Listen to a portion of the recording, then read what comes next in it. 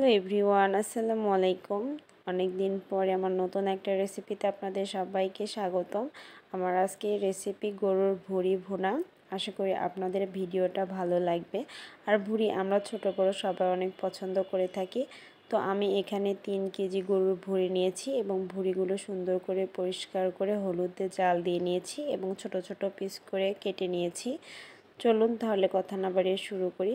তো প্রথমে চুলাতে আমি একটা কড়াই বসিয়ে দিলাম এবং ভুঁড়িগুলো এখানে দিয়ে দিব। আমার ভিডিও দেখে অনেকেই হয়তো বলবেন যে আমার বাসায় কি ফ্রাই প্যান নেই। আমার বাসায় ফ্রাই প্যান আছে, তবে আমি কড়াইতে রান্না করতে অনেক স্বাচ্ছন্দ্য বোধ করি, এই জন্য আমি কড়াইতেই রান্না করে থাকি। তো আমি এখানে সবগুলো ভুঁড়ি দিয়ে নিয়েছি। এখন আমি এখানে 1 কাপ পরিমাণ পেঁয়াজ কুচি দিয়ে দিব। সেই সঙ্গে ফ্লেভারের জন্য কয়েকটা কাঁচা মরিচ দিয়ে দিব।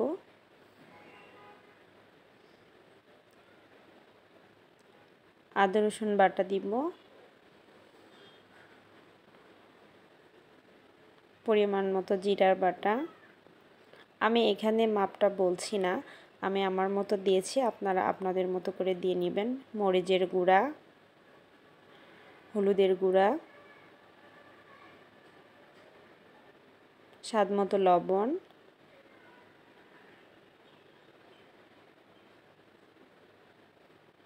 দিয়ে দিলাম সরিষার তেল এবং আমি এখানে সবগুলো মশলা একত্রে দিয়ে দিলাম। সাদা মশলা, কালো মশলা, দারচিনি দিয়ে এখন আমি চুলার জালটা অন করে দিব এবং 5 মিনিটের মতো এটা রান্না করে নিব।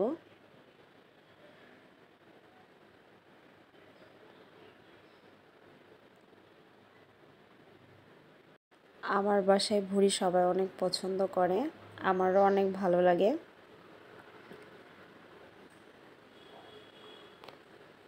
তো আমি এখানে এখন পরিমাণ মতো পানি দিয়ে নিব। আর ভুঁড়ি রান্না করতে যেহেতু অনেক টাইম লাগে, এই জন্য আমি এখানে পানির পরিমাণটা একটু বেশি দিয়ে নিয়েছি।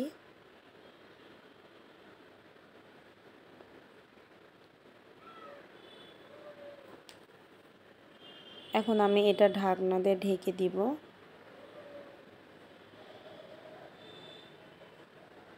ফিরে আসছি কয়েক মিনিট পরে।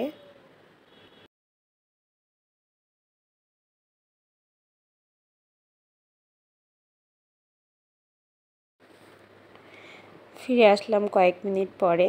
দেখুন ভুঁড়িটার সুন্দর বলক চলে আসছে। এরপর যে আমি এটা একটু পরপর নেড়ে দিব যেন নিচে না ধরে এবং সম্পূর্ণ ভুঁড়িটার পানিটা শুকায় নিব। আমি এখানে সবগুলো পানি শুকিয়ে নিয়েছি। এরপর যে আমি এখানে কিছুটা উঠায় রাখবো এবং ডিপ ফ্রিজে সংরক্ষণ করব, পরে আলু দিয়ে ভেজে রান্না করব। এটা আমার কাছে অনেক ইজি মনে হয়।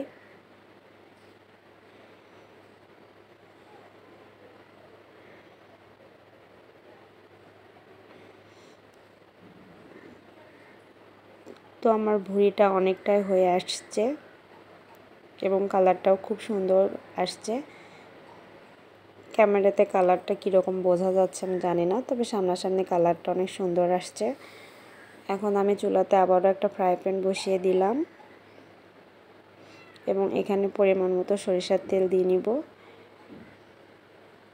এবং সেই সঙ্গে এখানে দিয়ে দিব পরিমাণ মতো পেঁয়াজ কুচি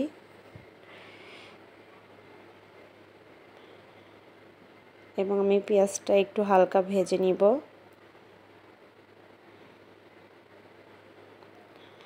পেঁয়াজটা হালকা ভাজা হয়ে আসলে যে ভুঁড়িগুলো আমি উঠিয়ে রেখেছিলাম, ভুঁড়িগুলো এখানে দিয়ে দিব এবং ভুঁড়িটা সুন্দর লাল লাল করে একটু ভেজে নিব। আমি বেশি ড্রাই করব না।